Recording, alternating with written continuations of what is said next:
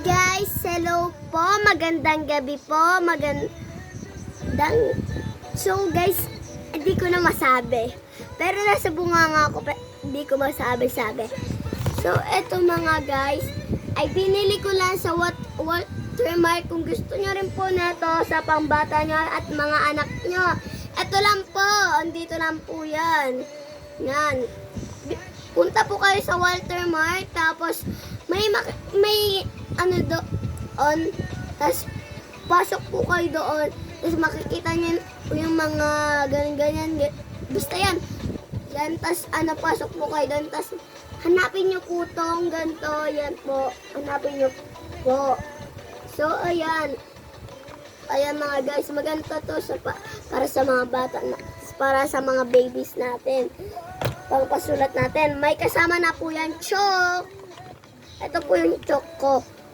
Naputol na. So, ayan. Pwede po kayo yan. May pambura na rin po. Yan po. Ito po. Kulay pink po. May blue rin po.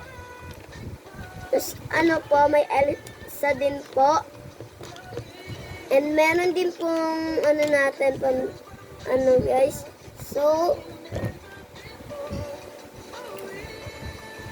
as po, yung kasama naman po ay pentel pen. So, ayan. Ito lang po yan, maganda po yan sulatin. So, pwede na po natin tong gamitin sa school natin at sa mga kung ano-anong pinagagawa ng mga anak natin. So, bili na po kayo neto. Sana po makabili po kayo para sa anak nyo lang, para pagmamahal nyo sa anak nyo, kung tunay nyo